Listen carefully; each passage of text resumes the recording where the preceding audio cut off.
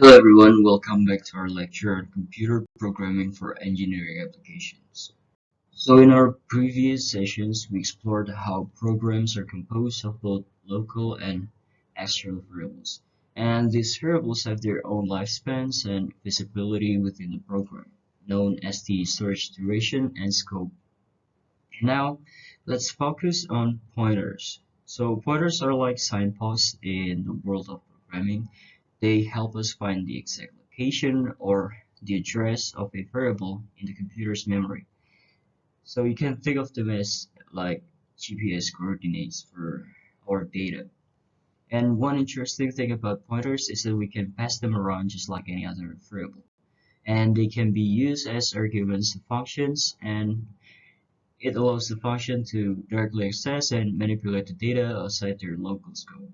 And similarly, pointers can also be returned from functions, offering a way to convey data back to the caller.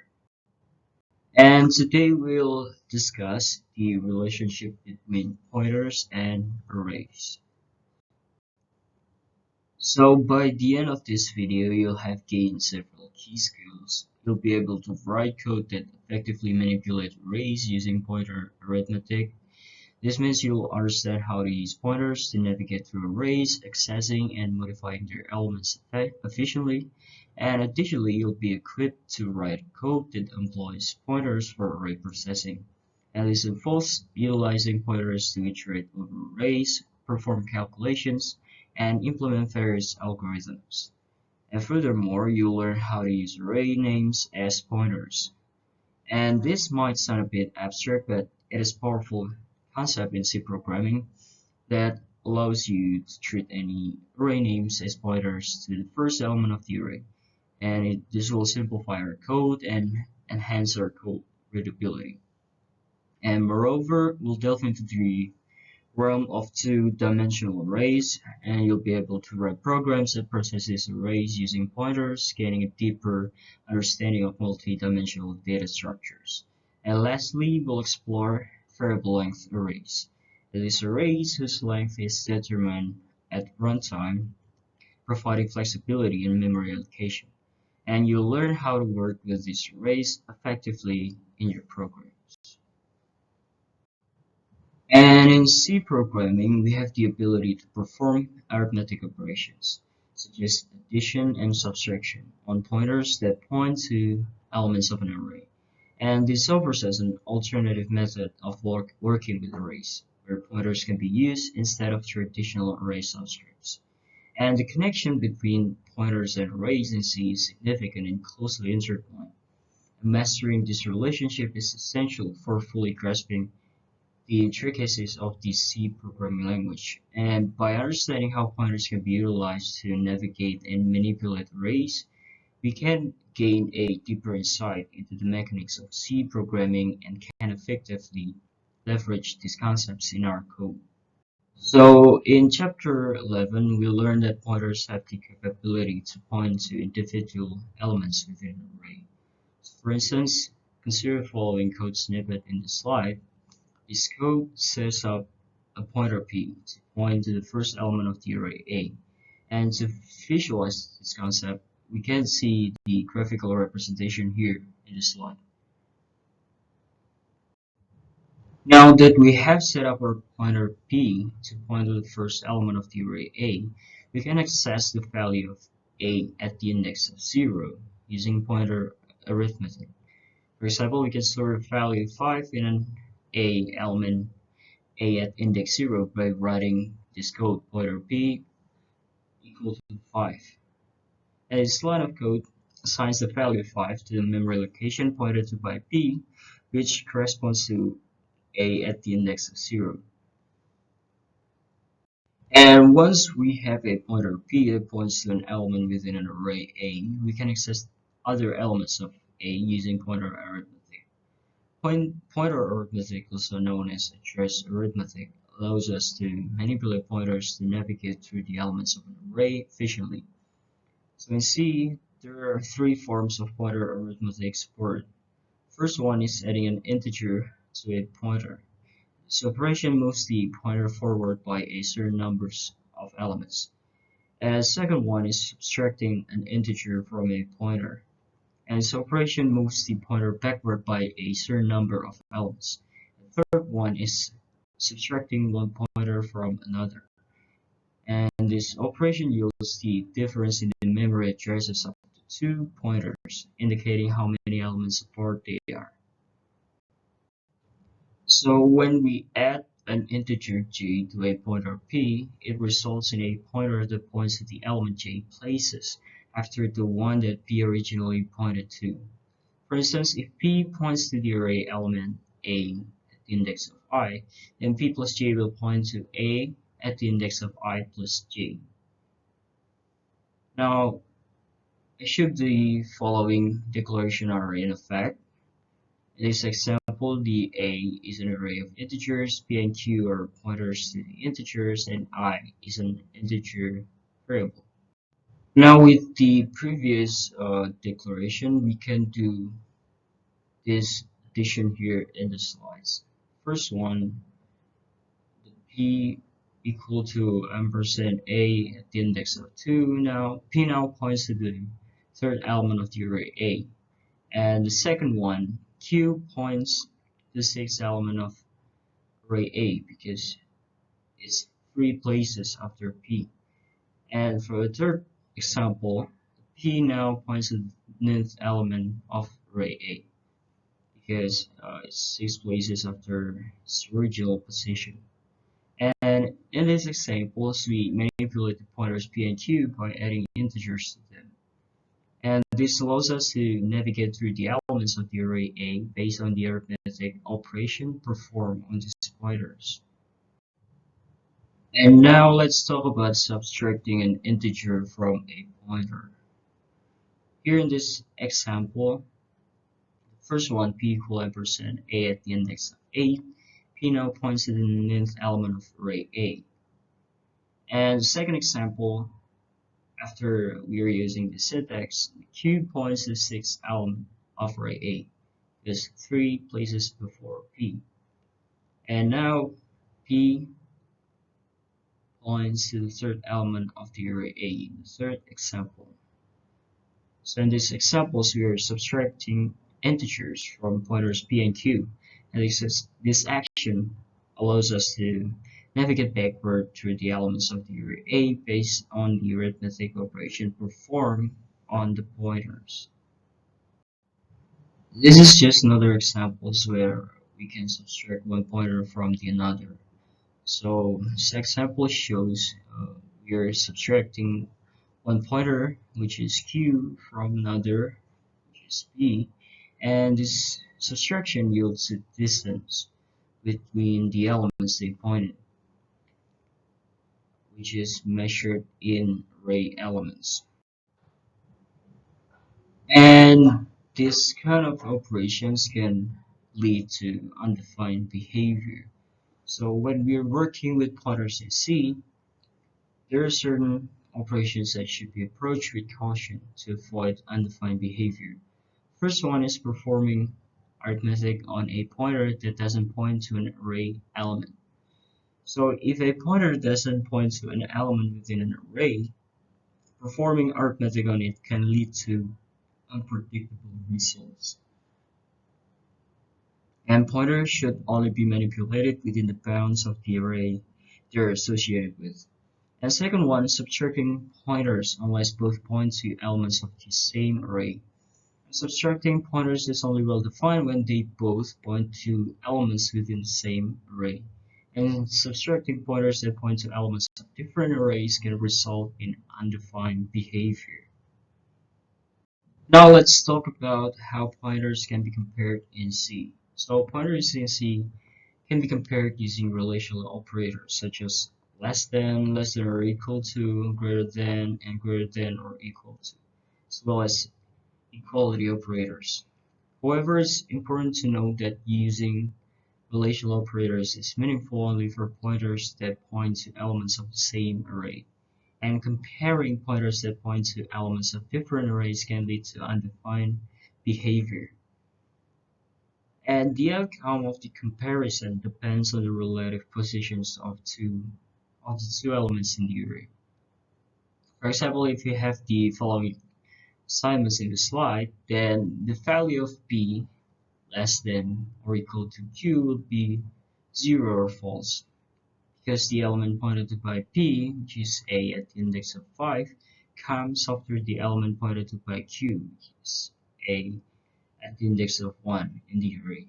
Conversely, the value of p greater than or equal to q would be 1 or true, the same reason. Now let's discuss pointers to compound literals in C. So in C99, it's permissible for a pointer to reference an element within an array generated by a compound literal. A compound literal is a construct that allows you to define an array or a structure on the fly without explicitly declaring a variable. You can see here the arranged code in this slide. In this case, the code is a compound literal that creates an integer array with the values 3, 0, 3, 4, and 1, and the pointer p is then assigned to point the first element of this array using a pointer. And using a compound literal eliminates the need to declare a separate array variable and then assign the pointer to its first element. You see the example here in the slide, bottom one, and both approaches achieve the same result. But compound literals provide a more concise and expressive way to initialize arrays and assign pointers to them. And next, the pointer arithmetic offers a convenient way to traverse the elements of an array by incrementing a pointer variable iteratively. This technique is particularly useful when you want to perform operation on each element of an array. Here we have an example, a loop, where we have an array A of size n, and we want to calculate the sum of all its elements. Here we initialize an integer variable sum, store the sum of the array elements, and then we declare a pointer p of the type integer to iterate over the array. And in the for loop, we initialize p to point to the first element of the array a using ampersand a at the index of 0. And then we increment p by one element in each iteration until it reaches the address of the element at index n. And inside the loop, we use the reference operator p to access the value of the element pointed to by p, and we add it to the sum variable. And by utilizing this pointer arithmetic, we can efficiently process the elements of the array without needing to use array indexes explicitly. And this approach offers clarity and flexibility in array manipulation tasks. On the code that we have before, as the loop progresses, at the end of the first iteration, p points to a at the index of 0 and the sum is 11. And at the end of the second iteration, p points to a at the index of 1 and the sum is 45. And at the end of the third iteration, p points to a at the index of 2 and the sum is 127, and so on until p reaches the address of the element and at index n of array A. Now let's talk about our previous code, our previous loop condition, which is the p less than ampersand a at the index of n. So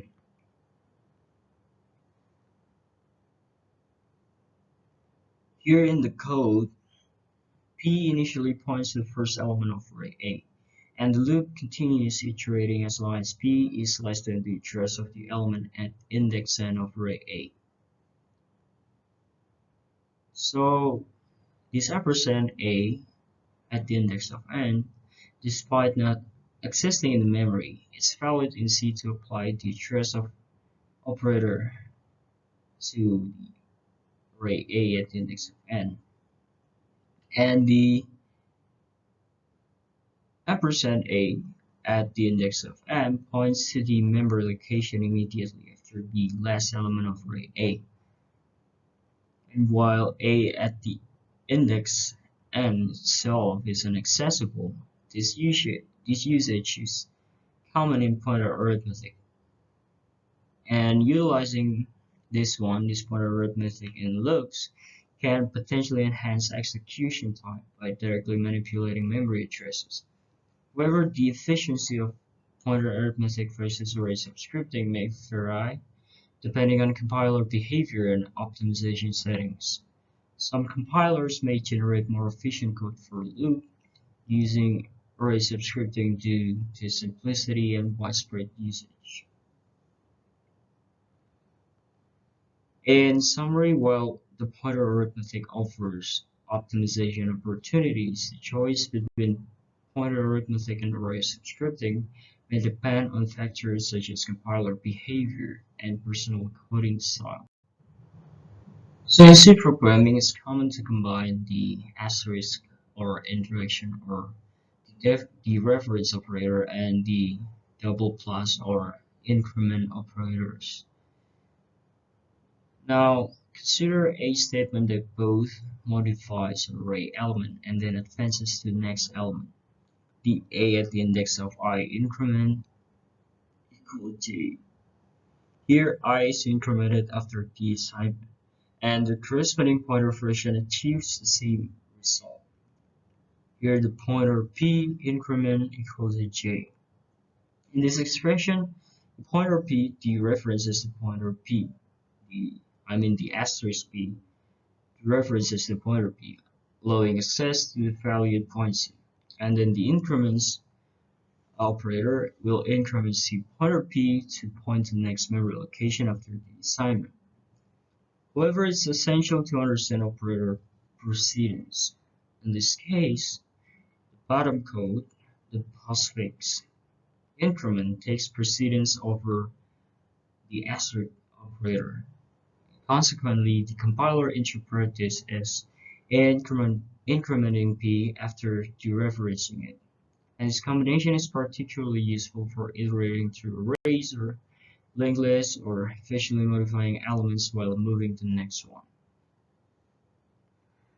So here we have other examples of possible combination of dereference and increment operators.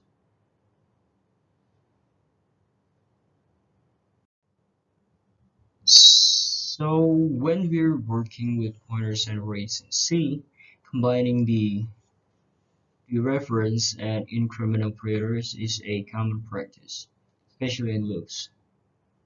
Now let's see how this could combine and how we can use it. One of the most prevalent combinations is reference P increment, which proves convenient in loops. For instance, consider summing the elements of an array A. Here we have the loop code. So instead of writing the code in range, we can write the code in red. And this code iterates through the array A, incrementing the pointer P to access each element's value and adding it to the sum variable.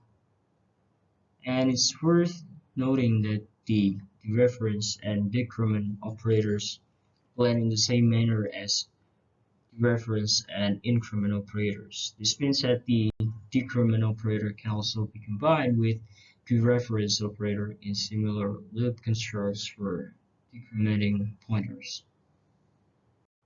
Now in C, arrays and pointers share a close relationship, with pointer arithmetic being one manifestation of this connection. However, there's another important aspect to their relationship. You can use the name of an array as a pointer to its first element. And this characteristic simplifies pointer arithmetic and enhances the versatility of both arrays and pointers.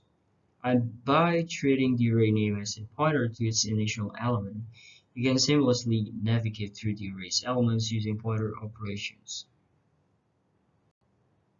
Suppose we have an array declared as integer a with a size of 10. You can use a as a pointer to the first element of this array. So for instance, the reference a equals 7 will store value 7 in the first element of the array a at index 0. And similarly, the reference a plus 1 equals 12 will store value 12 in the second element of the array a, or array a at index 1. And in general, a plus 1 is equivalent to ampersand a at the index I, and both representing a pointer to the I element of array A. Moreover, the reference a plus I is the same as a at the index I, representing the actual value of the I element itself. And utilizing the array name as a pointer simplifies the process of writing loops to traverse through an array.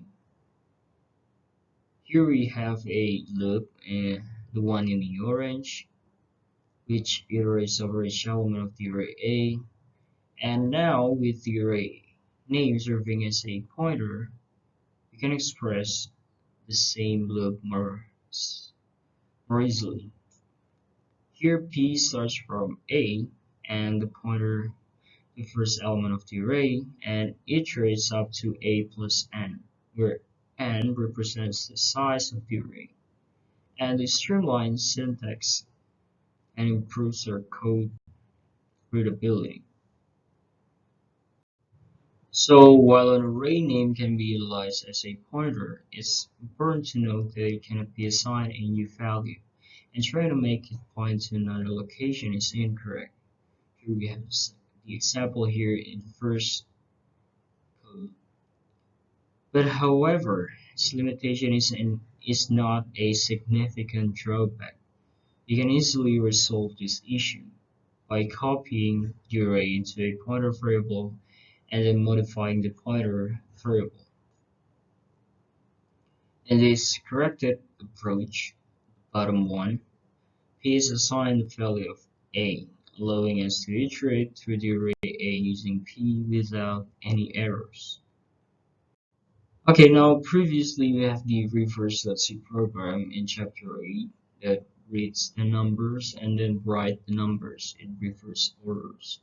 And the original program stores the number in an array with subscripting used to access elements of the array. And the new program, reverse3.c, is a revised version of the reverse.c program. And reverse3.c utilizes pointer arithmetic for accessing array elements. Here in this program, the array A is declared to store n integers. A pointer P is declared to traverse the array. And the user is prompted to input n numbers, and the for loop reads each number and stores it in the array using pointer arithmetic. And after the input, another for loop iterates through the array in reverse order using pointer arithmetic to print each number. And finally, a new line character is created to ensure proper formatting. And by replacing array subscripting with pointer arithmetic, the program demonstrates an alternative method for reversing a series of numbers in C. And now let's revisit array arguments. So in C, when you pass an array to a function, the array name is treated as a pointer to its first element. And this means that you're essentially passing the memory address of the first element of the array rather than passing a copy of the entire array. Here we have the example in the find largest function. So in this function, the parameter a, or the array a, is declared to accept any array of integers, and the argument n represents the size of the array. And inside the function, the array a behaves like a pointer to the first element of the array. In this example, when you call find largest with the argument b and n, you're passing the array b and its size n as arguments to the function. However, what's actually passed to the function is a pointer to the first element of the array b, not a copy of the entire array. And this pointer allows the function to access the elements of the array and perform the desired operations, such as finding the largest elements. And the fact that an array argument is treated as a pointer has some important consequences. So firstly, let's discuss the concept of passing ordinary variables versus arrays to functions. So when you pass an ordinary variable to a function, a copy of its value is made, and any changes made to the corresponding parameter inside the function do not affect the original variable outside of the function. And this is because the function works with a copy of the variable's value. However, when you pass an array to a function, you're essentially passing a pointer to the first element of the array. This means that the function operates directly on the original array, rather than a copy. As a result, any changes made to the array elements inside the function will directly affect the original array outside of the function. Now, let's illustrate our previous concept using this example. So suppose we have a function called source zeros that takes an array A and its n size n as arguments, and its function's purpose is to modify the array by storing 0 into each of its elements. And here the function stores zeros, iterates over each element of the array A using a loop, and sets each element to 0. And notice that we're directly modifying the elements of the original array A within the function. And when you call this function and pass an array to it, such as zeros with the argument myArray and size, it will modify the elements of myArray directly. And this is because myArray is passed as a pointer to its first element, allowing the function to access and modify the array's contents in memory. And in C programming, when you want to pass an array to a function, but you don't want the function to modify the elements of the array, you can use the constant keyword in the function parameter declaration. And this tells the compiler that the function promises not to modify the elements of the array. Now here suppose we have a function called findLargest that takes an array A and its size n as arguments. And this function is similar with our previous function. It's intended to find the largest element in the array. And here how we can declare a function with the constant keyword. In this declaration, constant integer a or array A indicates that the array A is constant and cannot be modified inside the findLargest function. This means that the function is only allowed to read the values of the elements in the array, but not to modify them. And when you pass an array to a function C, there's an important consequence to consider. This consequence relates to the time it takes to pass the array to the function, and it's independent of the size of the array itself. So unlike passing individual variables, where the time taken might increase with the size of the variable, passing an array to a function does not incur any additional time penalty based on the size of the array. And this is because when you pass an array to a function, you're actually passing a pointer to the first element of the array, not the entire array itself. So in other words, regardless of whether the array has 10 elements or 1000 elements, the time required to pass it to a function remains constant. And this is because only the memory address of the first element is passed and not the entire contents of the array. Therefore, there is no additional overhead or penalty for passing a large array. And this makes C a more efficient language for handling large datasets and performing complex computations. And another important consequence of passing arrays to the functions in C is that you have flexibility in how you declare array parameters. Specifically, you can declare an array parameter as a pointer if you prefer. For example, the function findLargest that we discussed earlier could also be defined with the parameter a declared as a pointer instead of an array. And declaring a as a pointer in this way is equivalent to declaring it as an array. The compiler treats this declaration as identical. So you can choose the form that you find most readable and convenient. And this flexibility allows you to use pointer notation when working with array parameters, which can sometimes be clearer or more concise depending on the context. And it's worth noting that whether you declare the parameter as an array or a pointer, the function still operates on the same underlying array data. And when it comes to parameters and function declarations, declaring an array parameter is effectively the same as declaring it as a pointer.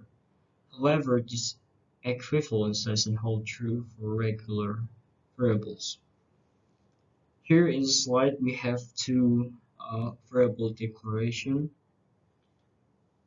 First one, we declare an array integer a with the size of 10. In this case, the compiler set aside a memory for an array capable of holding 10 integers. And each element of this array has its own memory address, and you can directly access and manipulate each element using an array indexing. Now, we also have the pointer declaration integer a. Here, the compiler allocates memory for a pointer variable named a, and this pointer variable stores memory addresses rather than the actual data itself. So, unlike an array, a pointer variable doesn't inherently contain any data. Instead, it holds the address of a memory location where data is stored. So while declaring a parameter as an array or a pointer, the function declaration may seem interchangeable. It's important to understand the distinction between arrays and pointers when working with regular variables. And when we declare a pointer variable like integer a asterisk a, it's important to recognize that a is not an array, and it's merely a pointer that holds a memory address. And attempting to use a as if it were an array can lead to unexpected and disastrous result in our program. For instance, consider the assignment asterisk a equals 0. In this case, we are trying to store value 0 at the memory address pointed to by a. However, because we haven't initialized a to point anywhere specific, it could be pointing to any random location in memory. As a result, attempting to dereference a and assign a value to it leads to undefined behavior.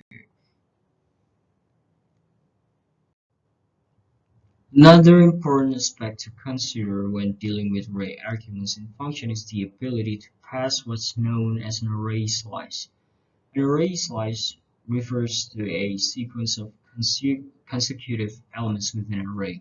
So for instance, if we have an array B and we want to find the largest element among elements 5 through 14, we can achieve this by using a pointer to the fifth element of B along with the number of elements in the slice, which is 10 in this case, to define largest function. And function call would look like the one we have here in the slide. In this call, the ampersand B5 denotes a pointer to the fifth element of the array B, effectively creating an array slice that starts from the first element. And then we can specify 10 as the number of elements in the slice, indicating that we want to consider the next elements following the starting points. And in C, you can use pointers in a way that resembles array names when accessing elements. This means that you can subscript a pointer as if it were an array name. Now, let's consider an example where we have an array A of size n, And we also have an integer variable I and a pointer p, initialized to point to the first element of the array A. Additionally, we have a variable sum initialized to 0 for accumulating sum of array elements. In the code snippet here we have in the slide, we iterate over the elements of the array using a loop that runs from 0 to n-1. Within the loop, we access the elements of the array using the pointer p subscripted with index I. Now here how it works. For each iteration of the loop, a at the index of I is equivalent to the pointer p plus 1, where p plus 1 calculates the memory address of the ith element relative to the base address pointed to by p. And referencing this address using the asterisk operator retrieves the value stored at that memory location. So in essence, even though we're using a pointer p to access array elements, the compiler treats p at the index of I as if it were accessing elements of an array directly, making the code more concise and more readable. And in C programming, pointers can be used to access elements of multi-dimensional arrays, just like they are used for one-dimensional arrays. And this allows us to manipulate and process multi-dimensional arrays efficiently using pointers. Next, let's delve into some common techniques for utilizing pointers to work with multi-dimensional arrays effectively. So in C programming, two-dimensional arrays are stored in memory in a row major order. This means that the elements of each row are stored adjacently in memory. And to traverse through a two-dimensional array with our rows, we can achieve this by initially pointing to the element in row 0, column 0. Then by incrementing the pointer repeatedly, we can visit each element of the array in sequence. And this approach allows for efficient processing of the elements in a multi-dimensional array. So when initializing all elements of a two-dimensional array to 0, a common approach is to use nested for loops. This technique involves iterating over each row and column of the array, setting each element to 0 individually. And while this method is straightforward, it can become cumbersome for larger arrays or arrays with varying dimensions. Here in the first code, the blue code, we have the example of initializing the multi-dimensional array using nested for loops. But alternatively, we can view the two-dimensional array as a one-dimensional array of integers. In this case, we can use a single loop like the one in the bottom of the slide to iterate over each element of the array, initializing them all to 0. So treating a two-dimensional array as a one-dimensional array may appear unconventional, but it's a technique commonly used by programmers, especially in older C compilers. While it might seem to sacrifice readability for efficiency, it can indeed result in a faster execution times with certain older compilers. However, with modern compilers, this technique may not always provide a significant speed advantage, and modern compilers are optimized to handle multi-dimensional arrays efficiently. So the gains in performance from treating as one-dimensional arrays may be minimal or non-existent, and it's essential to consider the trade-offs between code readability and performance optimization. While optimizing code for efficiency is important, it should not come at the expense of code clarity and maintainability, especially in the context of modern software development practices. Therefore, it's crucial to weigh the benefits and drawbacks of such optimization techniques based on specific requirements of your project and the capabilities of your compiler. And to process the elements of just one row in a two-dimensional array, we can use a pointer variable. Let's say we want to visit the elements of row I in the array A. We can initialize the pointer p point to the first element, which is column 0 of row I in the array A. This can be achieved by setting P equal to the trace of A at the row I and column 0. Alternatively, since the name of a two-dimensional array acts as a pointer to its first element, we can directly assign P to A at the index of I. And this will automatically point P to the start of row I in the array A. And in C, for any two-dimensional array A, the expression A at index 1 effectively behaves as a pointer to the first element in row I. This may seem peculiar at first, but it's rooted in the way arrays and pointers works in C. And to understand why this works, let's break it down step by step. So first, the expression A at the index of I is equivalent to pointer A plus I. And this is because in C, when you use array subscripting, it's essentially the same as pointer arithmetic. So pointer A plus I dereferences the pointer A after incrementing it by I, and this effectively points the first element in row I of the array A. Now, let's consider ampersand A at the row I and column 0. This is the trace of the first element in row I. Now, when we want to expand ampersand A at row I and column 0, it becomes ampersand pointer A at the index I plus 0. It simplifies to ampersand pointer A at index I, and the ampersand and asterisk operators cancel each other out, leaving us with just A at the index of I. So in summary, A at the index of I indeed serves as a pointer to the first element in row I of the array A. And this is why we can use it to efficiently process the rows of a multidimensional arrays. To clear row I of a two-dimensional array A, we can use pointer arithmetic in a loop. You can see the example here in the slide. Now let's break down what will happen if you try to run this code. So first one, A, the array A at index I is a pointer to the first element of row I in the array A. And array A at index I plus num_cols or number of columns gives us a pointer to one past the last element of row I. And the loop iterates over each element in row I by incrementing the pointer P from the start of the row to the end past the end, to 1 past the end.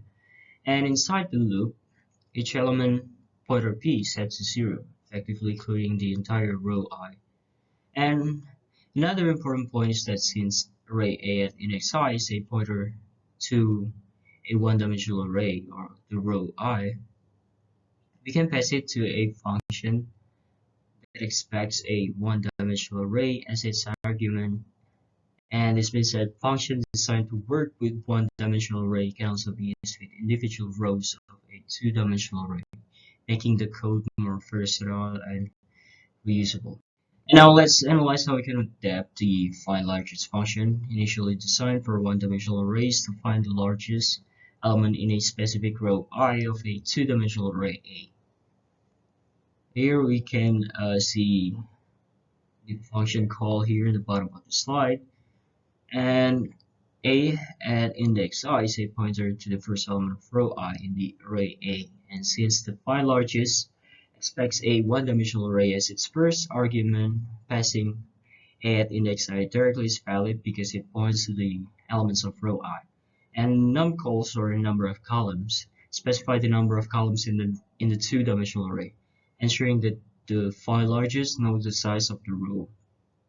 And by using the find largest in this way, we effectively repurpose it to operate on individual rows of the two-dimensional array, enabling us to find the largest element in any desired row without modifying the original function. And to process the elements in a column of a two-dimensional array, we face a challenge because arrays are stored by row, not by column. However, we can still achieve this task by iterating over the rows and accessing the elements in the desired column. Here, there's a loop that clears column I of the array A in the slide. So the pointer P num_cols declares P as a pointer to an array of num_cols integer or number of columns. And this allows us to iterate over the rows of the two-dimensional array A. And P is initially set to point to the first row of A, and the loop continues until it reaches the last row. And inside the loop, pointer P at index I accesses the element at column I in the current row pointed to by P, and sets its value to 0. And by iterating over the rows and accessing the elements in the desired column for each row, we effectively cleared the specified column of the two-dimensional array A. And it's important to understand that the name of any array can indeed be used as a pointer. However, we need to approach this with some caution. Consider this example. So we have an array declared as integer A with num rows and num calls for rows and columns. Now it's crucial to note that A is not a pointer to A at index 0, 0, as one might expect. Instead, it serves as a pointer to A at index 0. And in the world of C programming, A is perceived as a one-dimensional array whose elements are themselves one-dimensional arrays. So when we use A as a pointer, it's classified with a type of integer pointer num calls, which essentially signifies a pointer to an integer array of length number of columns. And this distinction is vital for understanding how C treats multi-dimensional arrays and how we can leverage their names as pointers in our programming journey. And now we're going to explore a practical application of understanding how the name of a multi-dimensional array can function as a pointer in C programming. Now, when knowing that the name of our array can points to A at index 0 can actually simplify our code, especially when we're dealing with loops that process elements within a two-dimensional array. So here in the slide we have two code. We have a comparison. So code, we can streamline it to the one in the bottom, and by simply using A instead of ampersand A at index 0, we can make our code more concise and readable. And it's a small change, but it can make a big difference in the clarity and the efficiency of our code. And this optimization underscores the practicality of understanding how arrays and pointers work together in C programming, enhancing our ability to write clean and efficient code. Now let's explore a common pitfall when it comes to using the name of a multi-dimensional array as a pointer in C programming. So here's what you need to know. So sometimes we might want to treat a multi-dimensional array as if it were one-dimensional. This can be useful for certain operations. However, we need to be careful because it can lead to errors if we are not doing it correctly. Now let's see one of the example here in the slide. So suppose we have a function called findLargest that is supposed to find largest elements in an array. Now if we want to use this function to find largest element in our multi-dimensional array A, we might be tempted to do something like this one in the slide. However, this is incorrect. Why? Because the findLargest function expects an argument of type integer pointer, but the type of A is integer pointer numCalls. So in other words, the function expects a pointer to an integer, but we are trying to pass it a pointer to a row of integers. And this mismatch in types will result in an error. So while it's possible to treat a multi-dimensional array as one-dimensional, we need to ensure that we are passing the correct type of pointer to the functions that operate on it to avoid the errors like this one. And now let's talk about how we can correctly utilize the name of a multi-dimensional array as a pointer in C programming. Now here's what you need to do. So to avoid the error we discussed earlier, we need to ensure that we're passing the correct type of a pointer to functions that operate on multi-dimensional arrays. So in our example, instead of passing the entire array A, we should pass A at index 0. Because A at index 0 points to the first element in the array, and it has the correct type of pointer that our function expects. So the correct call would be the one here in the slide. Now the A at index 0 points to element 0 in row 0 and it's of type integer pointer. And by passing A at index 0 instead of A, we ensure that we are passing the correct type of pointer to find the largest function, and avoiding any errors and ensuring the proper operation of our code. And now let's explore how pointers interact with variable length arrays in C programming, specifically in the context of C99. So in C99, pointers are permitted to point to elements of variable length arrays, or VLAs for short.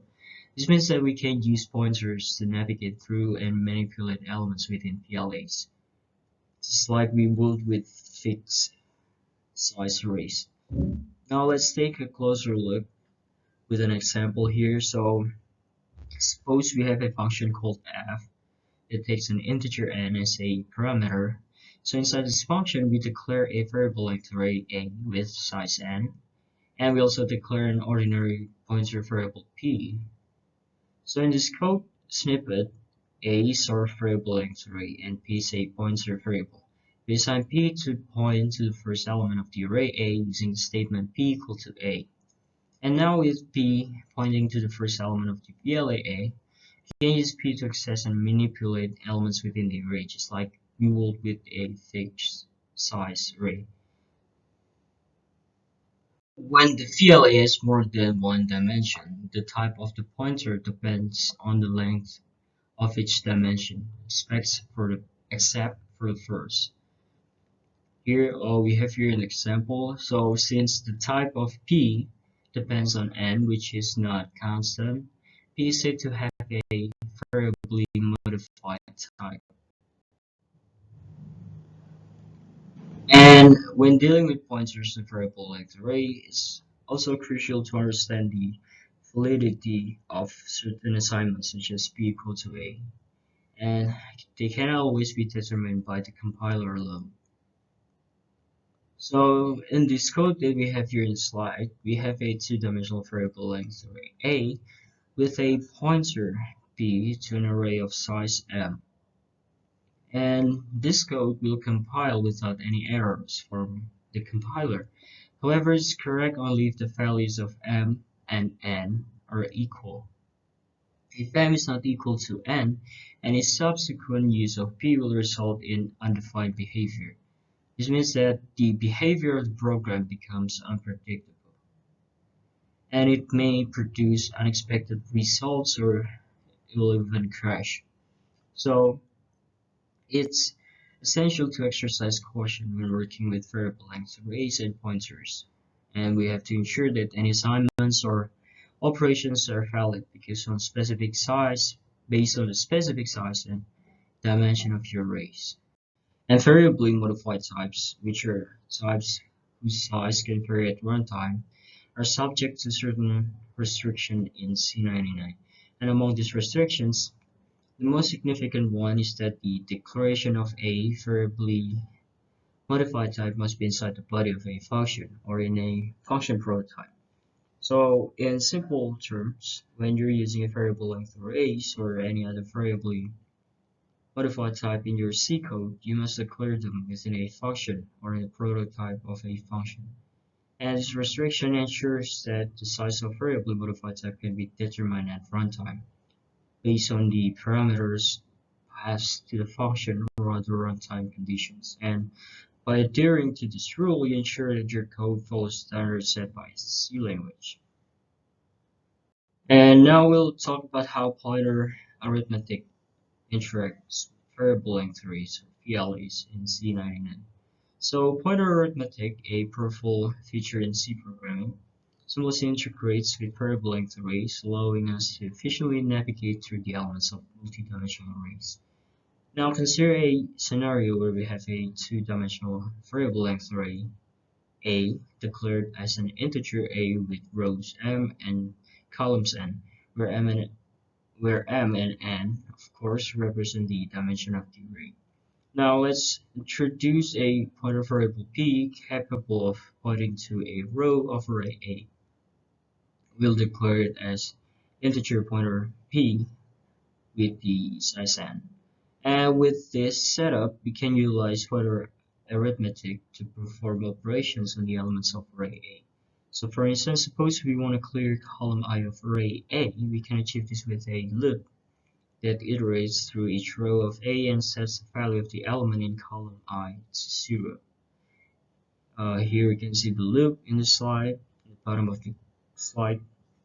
So in this loop, P is incremented using pointer arithmetic and moving to the next row of A in each iteration. And within the loop, the pointer P at size I or at index I accesses the element in column I of the current row pointed to by P, allowing us to modify its value. And this demonstrates how pointer arithmetic seamlessly integrates with variable length arrays, providing a flexible and efficient way to manipulate multidimensional arrays in C.